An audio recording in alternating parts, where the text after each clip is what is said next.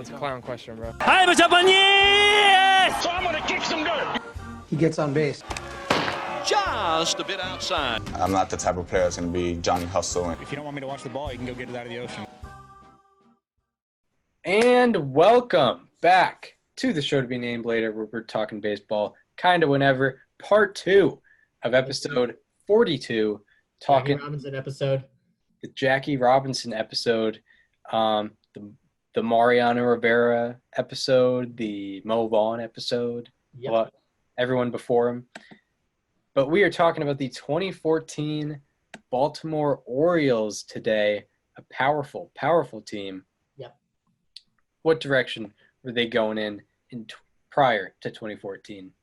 Well, Chris, in 2013, the Orioles went 85-77, missing the playoffs, and it was actually a down year from 2012 because they made the playoffs in 2012. So over the offseason, they lose Jim Johnson, their closer, but they signed Delman Young, they signed Ubaldo Jimenez, a starter, they signed Nelson Cruz, a big power bat from Texas. And Bleacher Report had them finishing 4th in the AL East. And also, SB Nation had a preview article about them where they said, quote, "The Orioles did well to acquire Ubaldo Jimenez at the last second, and they're probably underrated too, but the rotation isn't really quite good enough yet." That's from SB Nation once again. Also, the $96 million payroll that they had ranked 4th in the AL East.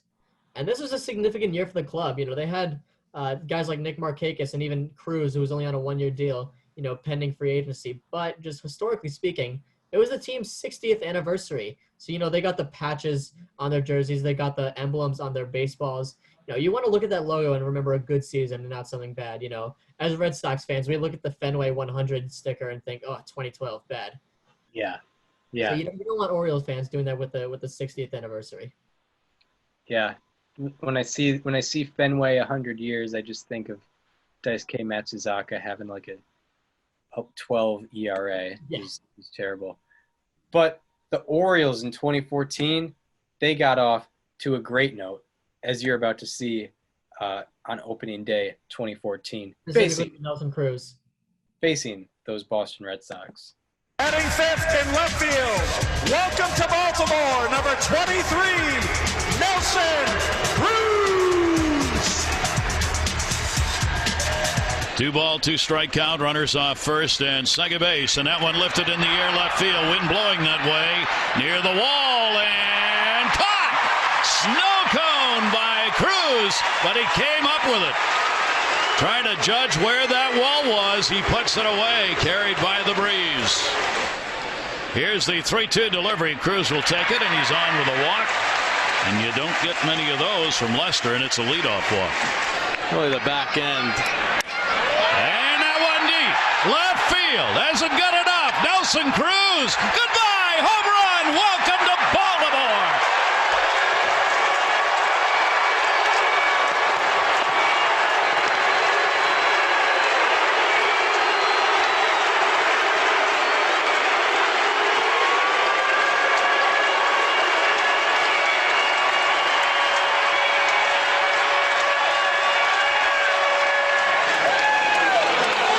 That's why the Orioles got him.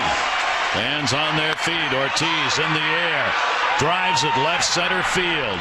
Runners not tagging up. Cruz will get it back in. And there are 2 down. Well, Tommy Hunter made some really good pitches right there on David Ortiz. So Nelson Cruz makes his mark in Baltimore from day 1. But that win against the Red Sox on opening day was not an indicator of how exactly they started. They ended up starting 1-4, and at the end of April, they were at a 12-12 record, and at the end of May, they were at a 27-27 record, and they also had a negative run differential. And you know, with this mediocre record, they were 4.5 games out of first place in that American League East division. Certainly weren't behind the Red Sox, but they were behind nonetheless. It was an offensively driven team for sure, especially at the beginning. The team ranked 6th in OPS, and they 6th in OPS top offense.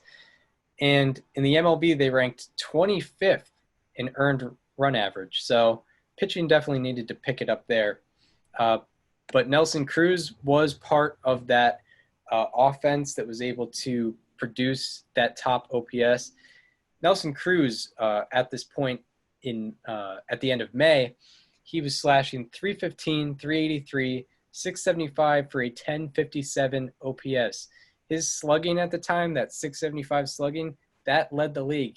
He also led the league in isolated power with 360, weighted runs created plus with 191, and he was the first player in the majors with 20 home runs. And speaking of home runs, his teammate, Chris Davis, who had been there setting a reputation as a home run hitter previously, had 53 homers the previous year. Chris Davis has a spectacular day in the city of Pittsburgh, the place that Honus Wagner previously was in. Trouble doing that, and then they had some power arms, not only with the Tigers. That'll go to the shift. It's knocked down. Walker the throw. It's way off. And it'll go to the catcher. Throw back to tag Davis, and he's safe. Great play. Runners at first and second. Ball drilled in the air. It is way back in right field. And goodbye, Chris Davis. Delivers a 2 RBI homer for the Orioles. And I mean, that's a Davis shot. His 4th home run of the season. RBIs 16 and 17. And did he ever launch that one off Laureano? Yeah, very much like the home run he hit off of Jeremy Guthrie in Kansas City. It was like a brickyard. That one is tagged again. Davis, has he got another one? And goodbye, home run, Chris Davis. A multi-homer night. He had a home run in the 5th inning, his 4th. He's got another one in the 7th, his 5th. Woo! The crush is back. Yeah, and they're not cheapies. Well, a moment of reflection yesterday on the off day, and it's all about timing. Homers he hit last year. Shift on in the infield against him, and he drives it deep, way back into the corner, and goodbye, home run! Chris Davis has a 3-home run ball game, and the Oriole fans on their feet, and what a night for the Orioles first baseman. Home runs numbers 4, 5, and 6, all coming here at PNC Park in Pittsburgh for the Orioles, who have been searching for the home run ball. Have they ever found it tonight? So a spectacular day from Chris Davis. You know, he was struggling before, and he finally found that home run stroke. But after May, you know, they're still 27 and 27, and that leads into, you know, where the tides turn a little bit heading into the summer. So in June, they went 16 and 12, and at the end of June, they were 1 game out of first place in the American League. You know, at the end of June, Adam Jones had an unbelievable June. He slashed 348, 383, 643 for a 1026 OPS. His 9 home runs in the month of June was 2nd in the league. He also had 1.8 wins above replacement in that single month and 187 weighted runs created plus. And Orioles hitters had a beautiful, nice 6.9 wins above replacement during the month. That led the league, and they also led the league that month in home runs. You know, Gary Thorne was talking about they needed those home runs, and in June, they made it count. They got those home runs. They had 46 home runs in the month of June. The next closest in Major League Baseball was 33. Unbelievable. And they also led the league in, home runs leads to a high isolated power. They also led the league in isolated power with 185. And on June 23rd, mentioned Chris Davis earlier, just now, Chris Davis comes up to the plate in a very clutch situation. It's June 23rd. He's facing the White Sox down 4-3 with 2 on and 1 out here in the 9th inning. at home in front of the home crowd, facing the Chicago White Sox. As mentioned, men on first and second, you got a full count, 1 out, down 1. Here we are. Hit into only 2 double plays this year. 3-2 delivery and a fly ball right field. It is way back. Costavis, goodbye, home run. Orioles win. Bottom of the 9th.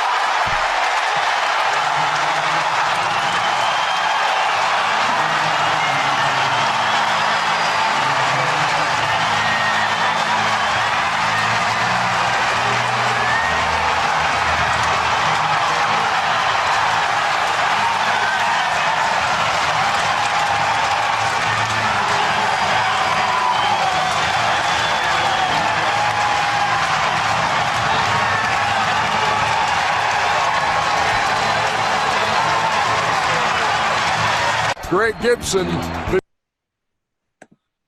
I love Buck Showalter being on the top step of that dugout there, ready to greet his player after that. Absolutely. I mean, Showalter was experienced, and he definitely knew how to lead and get respect from the players. That's right. So, hey, now we're on to July. And if you thought 16-12 in June was good, try 17-8 in July. That's the 3rd best winning percentage in the majors. They're 1.5 games up in the AL East at the end of the month. And guess what it was? It was the pitching that stepped up this month. Their 2.96 team ERA was 4th in the majors. Their 1.16 whip was 5th. Also, that bullpen, it had the 2nd best WAR in the league during the month. And 11 of their 17 wins were by 2 runs or less. So they were winning the close games, and that's kind of a pitching thing. That's them keeping it into it, shutting down the door in any close situation. And one of the big starting pitchers for the Orioles that month was Miguel Gonzalez. 29 2/3 innings pitched, a 1.82 ERA, and a 95.1% left on base rate. He was getting the clutch outs when he needed them. Also in the bullpen, Zach Britton was the guy closing it out. He had 11 saves during the month, and nobody else had more than 9. He had 13 1/3 innings pitched, an 0.75 whip. Of course, it's July, so it's the month of the MLB All-Star Game. Adam Jones and Nelson Cruz both started for the AL in that game, and Matt Wieters, the catcher, was also there.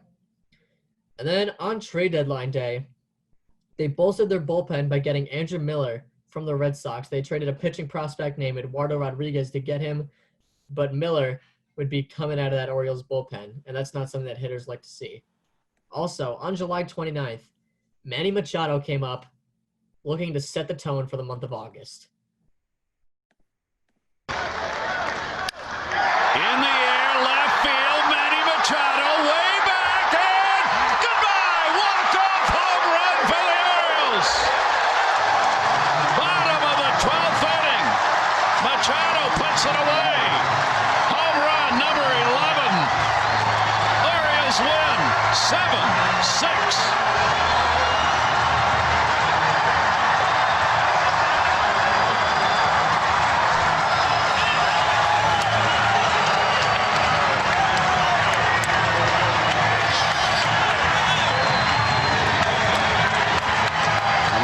Too many breaking balls.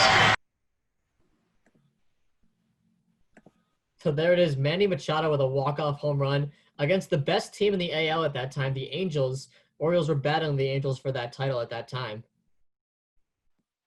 And Manny Machado, as you mentioned, he definitely set the tone for August. In August, they did not pull off the gas pedal at all. 17-8 in July. How about 19-9? In August? That was the best winning percentage in the majors for that month in August. Orioles hitters led the American League in home runs again with 47, with the next closest American League club having 31 home runs. I mean, that's like 50% better than the rest of the field. They also led the league that month in isolated power with 205. The next closest in isolated power was 163. About 42 points more than the next best. They also led in slugging percentage with 463, OPS with 784, WOBA with 344, weighted runs created plus with 119, and also wins above replacement with 6.6. So pretty much every offensive category except for average, which, slugging and OPS probably conquer that, especially OPS. Pretty much every offensive category they were leading in the month of August, which, led them to a 19-9 record in that month. Not bad. Some standouts in that month. J.J. Hardy, he slashed 322, 378, 533 for a 911 OPS, had a 400 WOBA, which was 8th in the American League in the month of August, had a 158 weighted runs created plus, which was also 8th in the American League, and a 1.3 wins above replacement, which was tied for 2nd in the American League. He was one of the top 3 players in the American League in the month of August. Nick Markakis was also doing very well in that month of August. He slashed 288, 349, 432 for a 781 OPS, and also had 122 weighted runs created plus.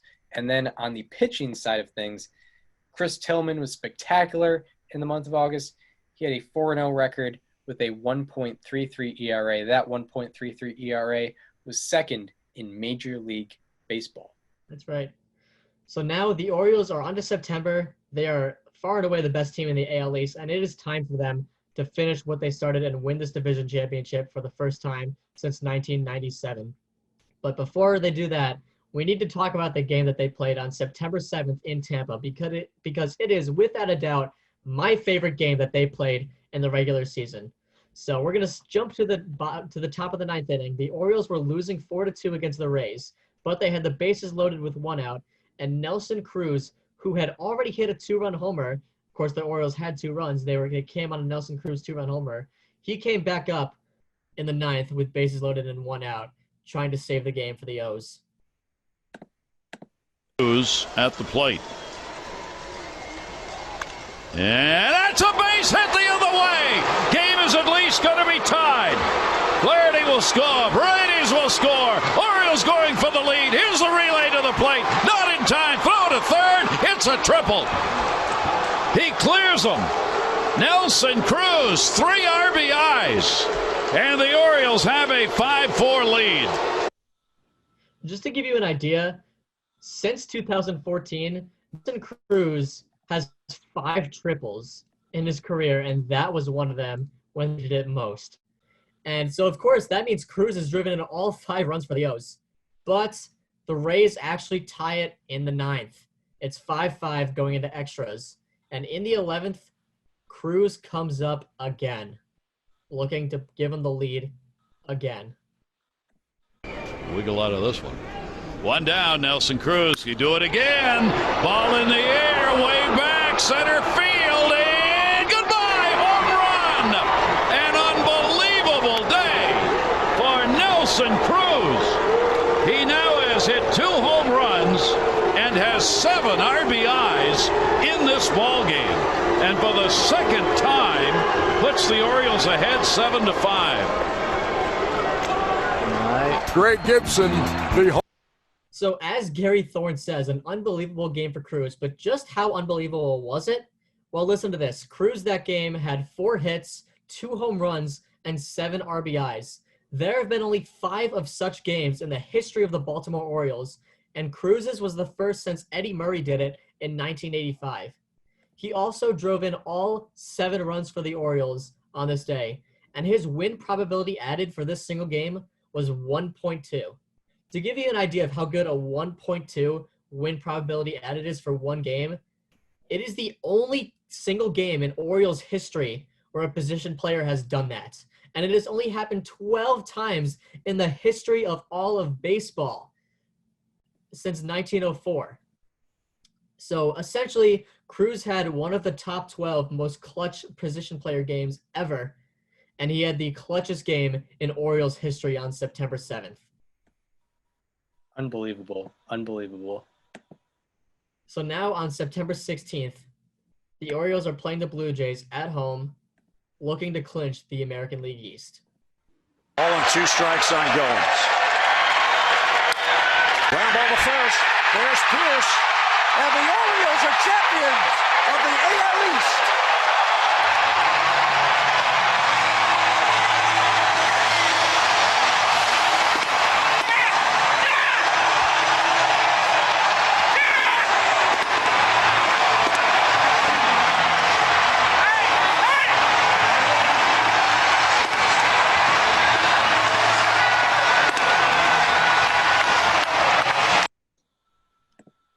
So the Orioles are AL East champs for the first time since 1997. And one of my favorite traditions with this team got taken to another level after this celebration, and you'll see what I mean later. But after walk-offs, the Orioles had this tradition, which was formed before 2014, but it got most of its identity this year, where after any walk-off, players, usually Adam Jones, would pie people in the face during interviews, and we have a compilation of that right here. Good, I'm strong. I'm all right. He's like, okay, you got this. Well, Miguel, you're really efficient. Oh.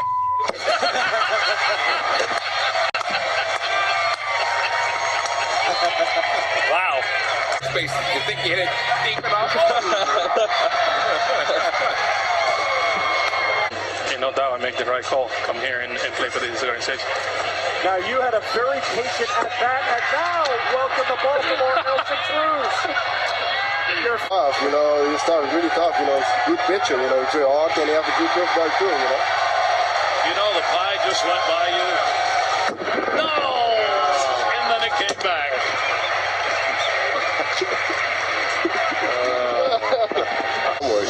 So wait, so now this is home runs in 2 consecutive games. Can we count on one tomorrow? I'm going to do my best, like. Oh, there we go. Two for one pie night. And I think it's a great approach. Oh, he missed. I think it's a good approach against left-handed pitchers. It helps you stay square and not. Like I've been in the past, and to have Caleb back there, you know, me and him have been together before. It was amazing. It was absolutely great. Welcome to the majors. Doing a lot of extra work and taking a lot of swings, and today I kind of took a step back.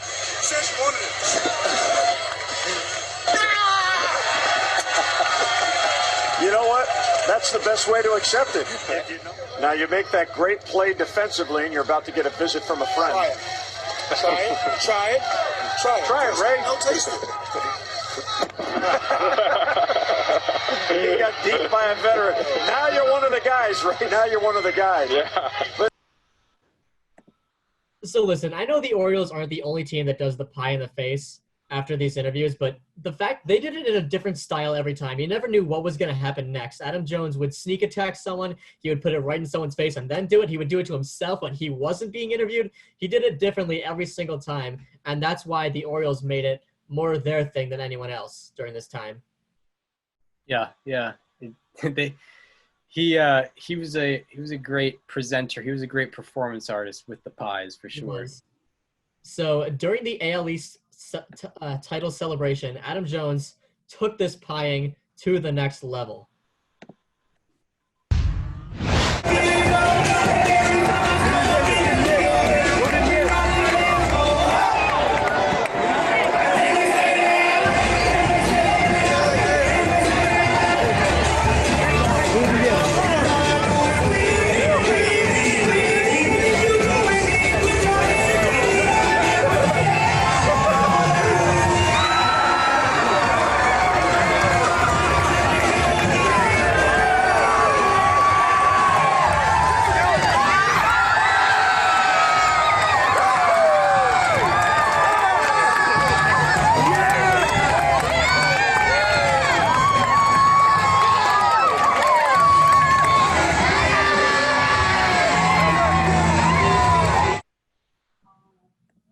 There is no one on earth having more fun in that moment than Adam Jones. Like getting to go into the crowd and pieing someone in the face, celebrating with the fans. That's a moment he had waited for his entire career at that point, it seems like.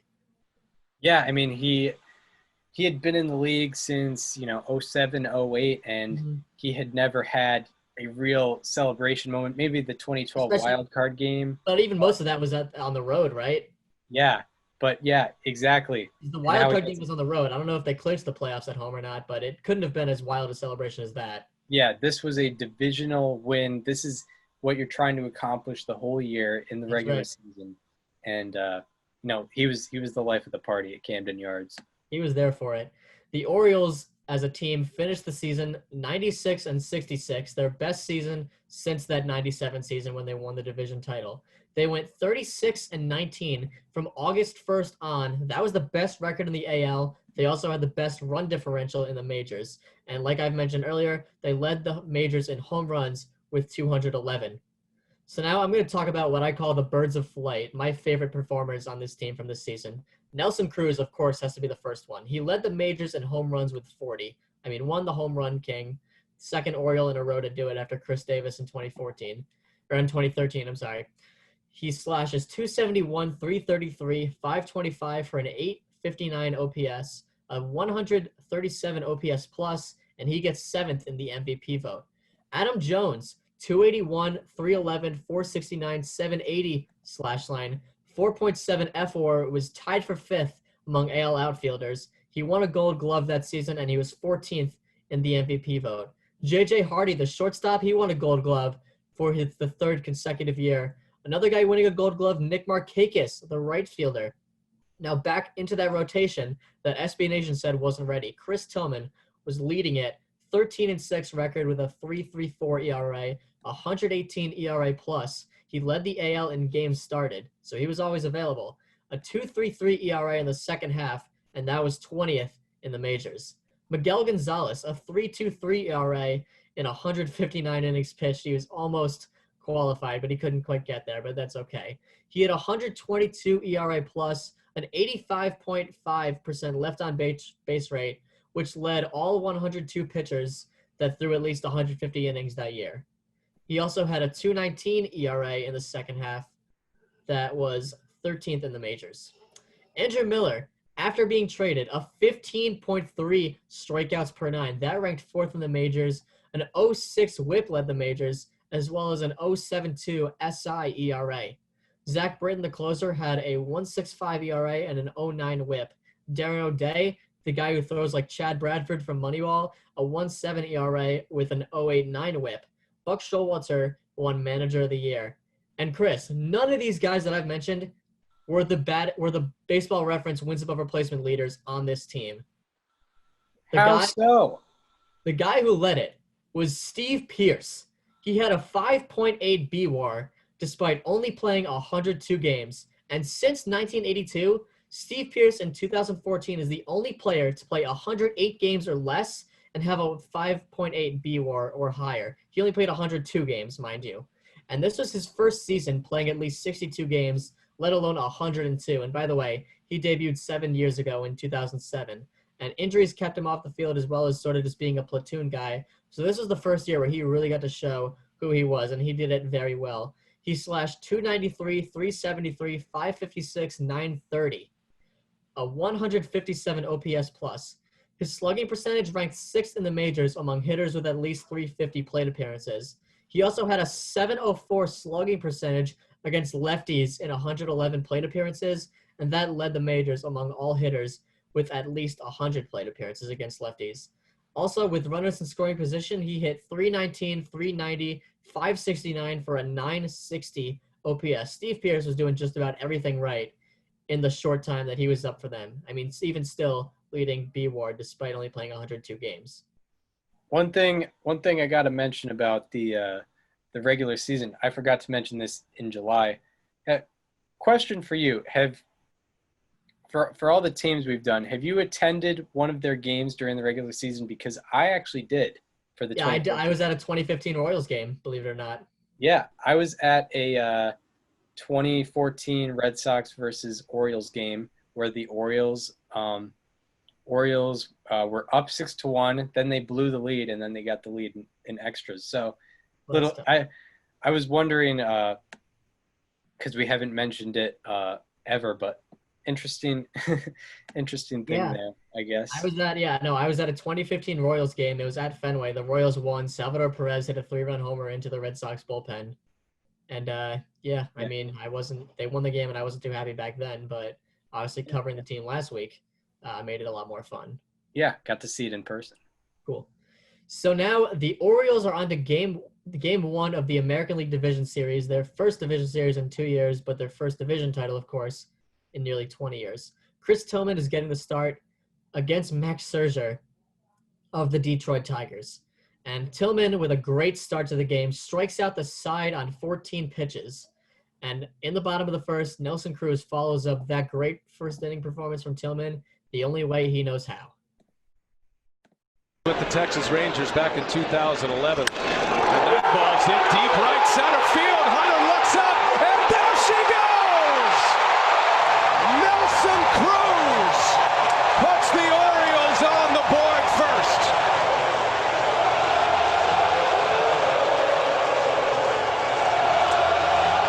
How about that? What a statement that is. Took the air out of the stadium in a double play ball, and you see Cruz jumps on the first pitch opposite Johnson. Gotta love Eckersley with the opposite Johnson call there. So the second inning was not as kind to Chris Tillman. He gives up back-to-back home runs to Victor and J.D. Martinez to make it 2-2. And in the bottom of the second, the Orioles got runners on the corners with 2 outs, and Nick Markakis was coming up.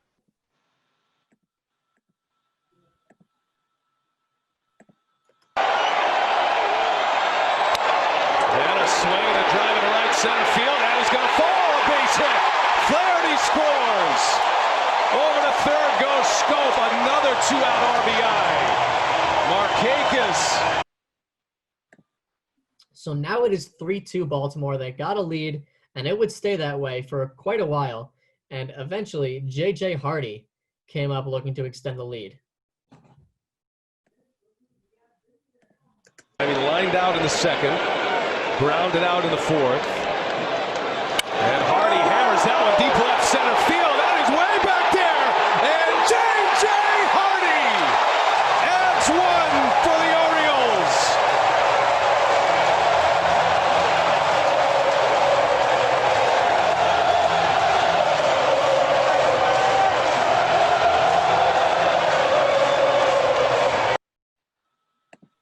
So now it is 4-2 Baltimore. They're looking pretty good. But then in the 8th inning, Miguel Cabrera hits a solo home run to make it 4-3. And Max Scherzer was fading, but the Tigers had to rely on their bullpen to keep them in the game. This is the bullpen with the 4th worst F-WAR in the majors. So let's see what the Orioles could do in the 8th inning against this Tiger bullpen. Orioles got 2 in the first on a Nelson Cruz 2-run home run. That ball's hit well right field line. No chance for Hunter. That's going to the wall. And Deaza on his way to second. It's a 1-out double. Brad Ausmus will take the ball from Max Scherzer. He has never lost a division series game in the postseason. He's on the hook right now. Here comes Chamberlain. Chamberlain and the Tigers trying to keep the Orioles at 4 on the ground. Oh, it's bobbled. Romine can't handle it. And coming around to try to score is Deaza. He's in there. Deaza comes all the way around on an error by Romine. And it's 5-3 Orioles. Runner in scoring position now with 1 out. Through for a base hit. Nelson Cruz delivers again. Jones will score. 6-3 Baltimore. Cruz will chase Chamberlain. Ausmus goes back to the bullpen. They're about to get paid in a big way for next season. He's a free agent. Pierce on the first pitch. Joaquin Soria enters the game and immediately in trouble. And now Cruz on his way to third, short hop, safe. And now on his way to second and safe without a throw is Steve Pierce. Good base running there. Second and third. Brand, we're going to see a lot of this over the course of this series. We're scared to death after the 7th. Soria and Flaherty on the first pitch. Base hit. Cruz is in. They will hold Pierce. Sensing a big inning. They've already got one going. 3 are in now. First pitch hack. Ryan Flaherty with an RBI. And an oblique injury that knocked him out. A little slow roll to short. And a slow throw to first is in time for the out. That's going to bring in another run, though. That's a 2-out ground out. A 1-out ground out to get to 2 outs. And it is now 8-3 Baltimore. Type of games you go back out there, and next thing you know, you get the bases loaded. There's a line drive to right. That's down.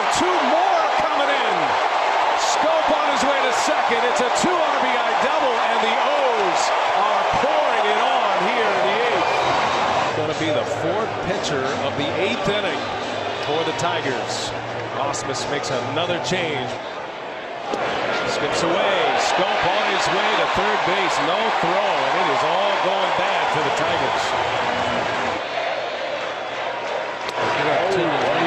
In a game against Scherzer. Full count. Markakis goes into right center field. Down. Base hit. In the score is Scope. De Aza right behind him. Pouring it on the Orioles. 2 more score. De Aza with a double. So the Orioles open up the floodgates in the 8th inning. They score 8 runs, and that would just about be it. The Orioles win the game 12-3. So now, game 2. Orioles got to follow that up. It's a 0-0 pitchers duel between Justin Verlander and Wei Chen, which is, of course, just how you'd expect it to be. And in the 3rd, Jonathan Scope hits a 2-out single, setting up for Nick Markakis. Got a chance to score. There he goes. That ball's driven right field. Hunter turns and watches this one go. A home run. Markakis. A 2-run shot. And the Orioles are on the board first.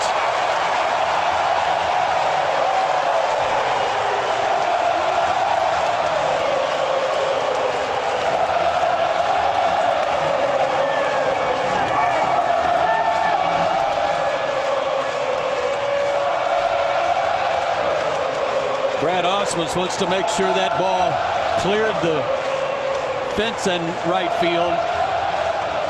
I definitely think it did. I thought it did too. I thought it hit that curbing back there behind that little roof line. That was if it went over the fence. That's a good point. It had to hit something hard there like that pole. It would have pitched forward, you're saying, if it would have hit. Again, that's a good point. So the crew chief there is Jeff Kellogg. He's on your left. The calling umpire, what a huge Paul call Schreiber, this is. who is the right field umpire who made the home run call. And they're in communication with the Replay Challenge Center in Chelsea, New York. And there is an umpire assigned to this game. There are multiple umpires and supervisors in that control room. And they're going to be the ones who make this decision. And the decision is coming. Home run. Whoa. So Nick Markakis puts the O's on top. But unfortunately for the O's, the 4th inning wasn't as kind. 5 batters in, 5-2 Tigers. RBI single from Vmart, 3-run home run for JD Martinez, home run for Nick Castellanos. In the bottom of the 4th, JJ Hardy hits an RBI single to make it 5-3 Tigers.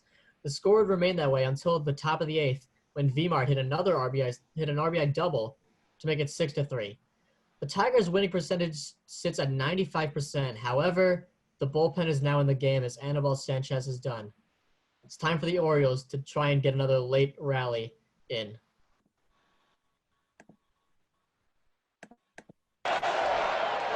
Inside that hit him. So Jones is hit by a pitch. We'll have Victor Martinez RBI in the top of this inning, looking bigger now than Nelson Cruz. And a bullet into left field, a base hit. First and second for the O's. The tying run will bat in this 8th inning. That's what you're kind of looking for. You go after it anyway. Pierce into right field, a base hit. Jones around third, he'll score. It's a 2-run game as Steve Pierce with an RBI single to the opposite field. Great adjustment by Pierce. Tried to pull that slider on the pitch before.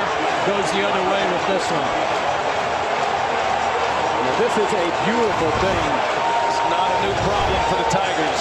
The last 5 games, they've allowed 18 earned runs. Another one is in. Tigers looking to turn a double play to get him out of this inning. And Hardy takes ball 4. Bases loaded. And now the tying run into scoring position. And Delman Young will bat, announced as the pinch hitter. Everybody knows he's ready to fire on the first one. Bases loaded. Young swings, line drive. That is down.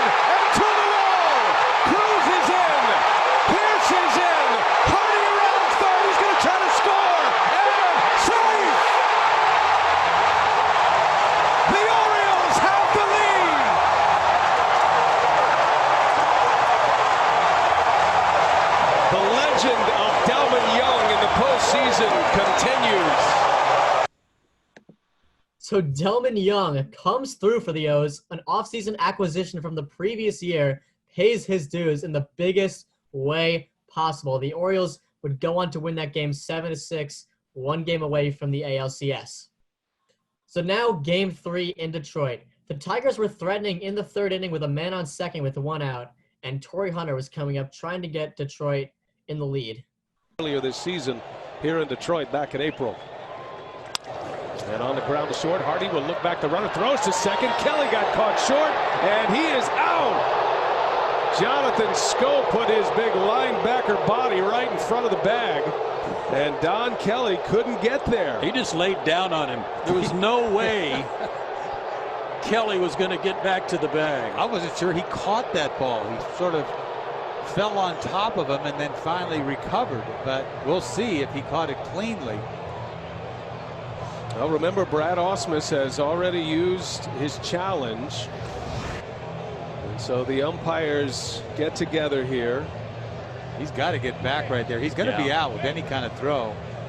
See, he had to control the ball. He dropped the ball, but he had mauled him. You know, think about it.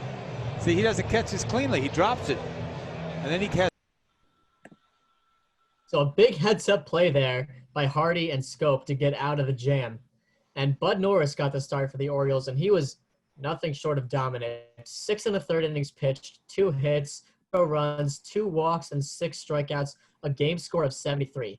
However, David Price was also dealing for the Tigers. It is a 0-0 game in the 6th inning, and Nelson Cruz, of course, comes up looking to put the Orioles, or just someone, on the board. To score as well if it's in a gap or down the line, and that one's hit hard right field line. Cruz watching this one slice, and it is a fair ball home run. Nelson Cruz just sneaks it inside the foul pole.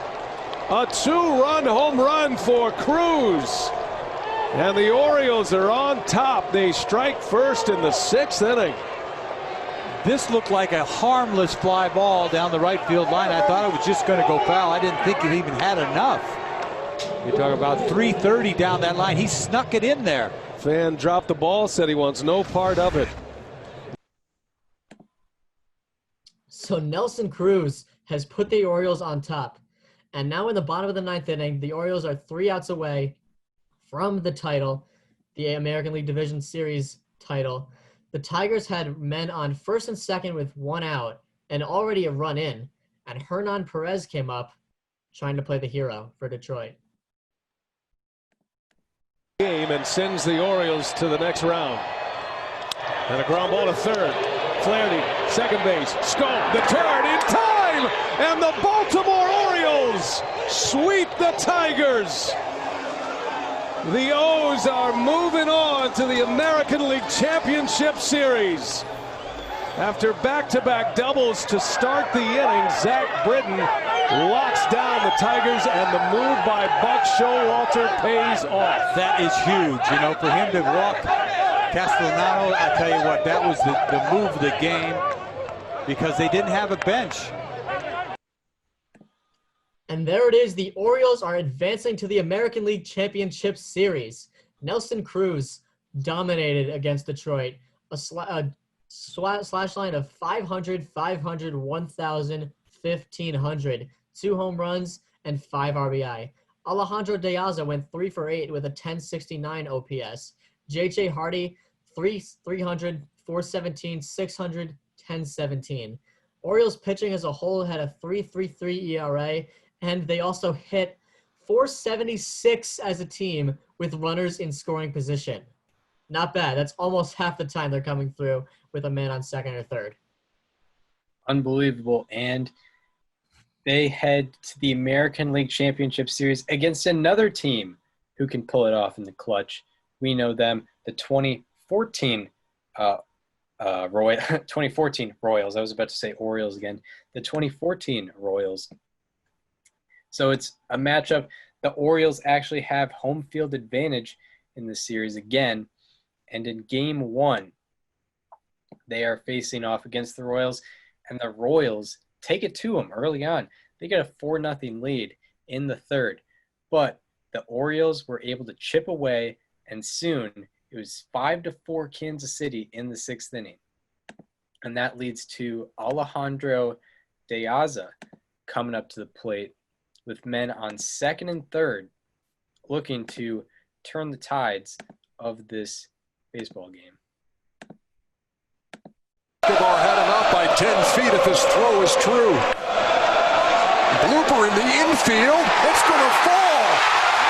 And the game is tied.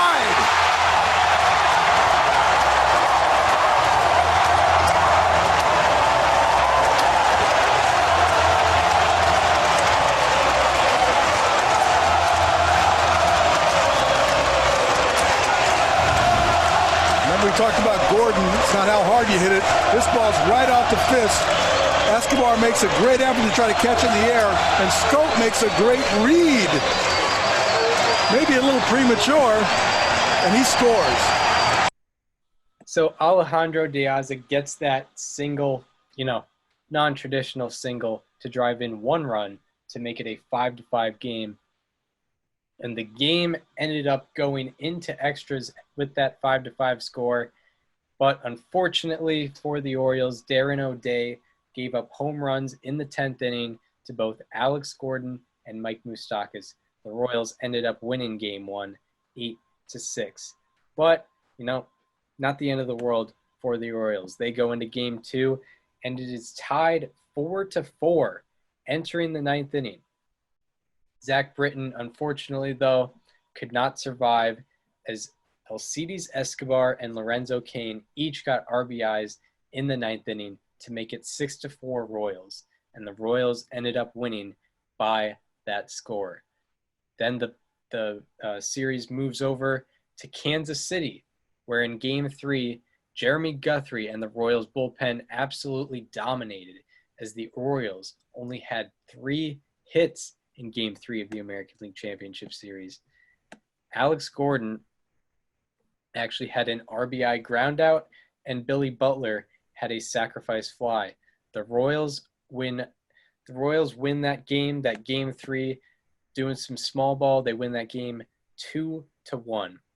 Then in Game 4, the Royals are looking to finish off the series, and they get 2 quick runs in the first off of a fielder's choice / error. Ryan Flaherty came up big for the Orioles. He had a solo home run in the 4th to make it 2-1 Royals. But unfortunately for the Orioles, that was all the offense that the Orioles could muster off of Jason Vargas and that dominant Royals bullpen. The Royals won the game 2-1. And they won the series 4-0. But some standouts for the Baltimore Orioles, some rays of sunshine for the Orioles in that series. Ryan Flaherty, as previously mentioned, he slashed .333, .467, .583 for a .1050 OPS, and Andrew Miller was untouchable in the appearances he had. He went 4 innings, allowing 0 runs, and had a .25 whip. So he gave up 1 base runner in 4 innings. We gave up 1 base runner the entire series. The Orioles as a team hit .217 with a .580 OPS. Definitely not a recipe for success. And then when you add in their mediocre to below average .437 team ERA that series, you're not going to get any wins doing that. But that wasn't, you can't really remember them for their American League Championship Series. Why did we think that the 2014 Orioles should be remembered? Well, the Orioles, Chris, in 2014, they brought winning baseball back to Baltimore. I know they had, playoff runs in 2012, but it really didn't have the same magnitude and the same atmosphere in Camden Yards that it had in 2014. This just felt different. It felt good. Adam Jones was out celebrating with the crowd, feeling some sort of way that he didn't in 2012. And this was really the first big spotlight the Orioles had. Of course, they also won a playoff series, and they proved the preseason doubters wrong, especially with the pitching. Chris Tillman was able to step up big for them this year. They got a lot of people stepping up. Of course, Steve Pierce, I've mentioned before, Miguel Gonzalez, Bud Norris, Zach Britton stepping up as the closer after Jim Johnson left, Nelson Cruz on a 1-year deal, doing as much as he can, Adam Jones staying as the face of the franchise. There's so many, the list goes on. And of course, they had a lot of thrilling moments in that American League Division Series too. The Delman Young double is under the radar, one of the best postseason moments in all of baseball in the last decade. And, that was such an electric crowd that day at Camden. Yeah, it was. The crowd particularly. That's a good point, because I was during 2012. I actually took a trip to Camden, and it was August, and the stadium was still not very full at all. But I think in 2014 things kind of changed. This is like, hey, this is the legit. Yeah. This is for, because 2012 they were in the wild card hunt. They weren't leading the division by any means necessary. 2014 they were far and ahead the rest of the American League East. So the whole city bought in. Also, they kind of ended the Tigers' big championship window. Yeah. They have not made it back to the postseason since then. Delman Young just ruined them. 2014 Tigers, we talk about how amazing that pitching staff is historically. Max Scherzer, Justin Verlander, David Price are the three main ones, and then you got they had all Cy Young winners in that rotation that year. Yeah, they beat 3 Cy Young winners in that division series, and I guess Verlander they maybe had lost to, but because of the bullpen blowing it for him. But even still, just knocking 2 of those 3 out, giving them losses, very impressive. Yeah, and they had Anibal Sanchez, who won the ERA title in 2013. It was just an unbelievable pitching staff, and it did not phase. It didn't really phase the Orioles at all. Not at all. Yeah. And the pitchers were able to match up with them pretty much. Yeah, Wei and Chen too. Yeah, Wei and Chen, Bud Norris, and Chris Tillman for sure. And Gonzalez as well. Mm-hmm. So that is going to do it for the 2014 Orioles, a team super powerful, super electric, super fun with, the pies and everything like that. Adam Jones was just literally playing the game for the love of it, not for any other reason. He was just like a little kid out there that year. And it is time for our favorite part of the show. Chris, do you want to explain our process today, because you haven't done it yet? Yes. If this is your first time listening to the Show to Be Named Later history series, because there's been no baseball, basically when COVID was at its peak, we figured, hey, there's not going to be baseball for a while, clearly, and we have been proven right. So we figured, hey, let's talk about 30 players and 30 teams, or talk about as many players and teams every week as possible for the next whenever baseball comes back, and potentially even during the season. So I have picked 30 players. Daniel has picked 30 teams. Each week we pick a random number because we've randomly assigned numbers to each of these players and teams through like computer randomizers. And yeah, that's the selection process. We have nothing to do with it. We just pick the 30 players and 30 teams, and it's purely random. So who's picking first this week? I think I am. All right. We're going to go with player number 19. Player number 19. Finally. It's our first pitcher. Yes, thank God. It took way too long to get a pitcher. We did it, though. Yes, it is finally a pitcher. So in this past winter, we the voters voted in the second Canadian Hall of Famer. This upcoming week, we are going to be talking about the first Canadian Hall of Famer ever, Ferguson Jenkins. Okay. A pitcher, never pitched in the playoffs, but should be remembered in that era. Nice. As one of the greats, one of those guys that, where baseball, part of the dead ball era was kind of brought back in like the late 60s and 70s. Run production went down a lot, and it was partially because of guys like Fergie Jenkins? In 2017, I went to Wrigley and they were giving away like Fergie Jenkins flags. Yeah, I have a big Jenkins 31 flag somewhere in my basement, and I'll try to find that. that's big time. That's good. Yeah. I like that.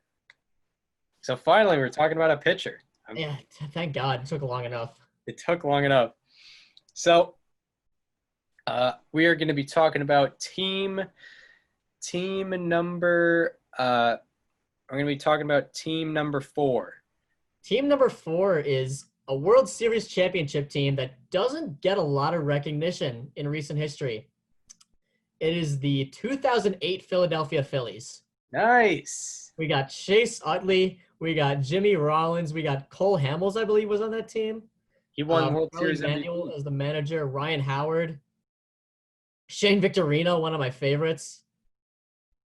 Yeah, that's a good one. That's a good one to talk about. All right, so that is our next week. Yeah, we got Fergie Jenkins in the 2008 Phillies. Love it. Going to be a fun one. So that was part 2 of episode 42 of the Showed Me Name Later. We hope you enjoyed it.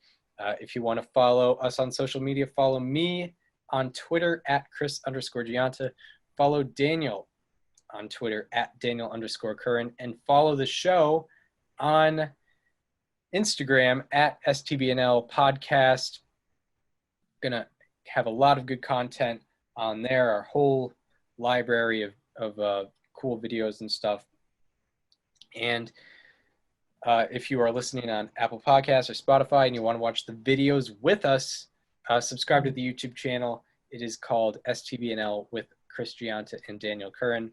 Okay. We hope you enjoyed our episode on Honus Wagner and the 2014 Orioles, and we look forward to seeing you on Wednesday when we're talking about Fergie Jenkins, and on Friday when we're talking about the 2008 Philadelphia Phillies.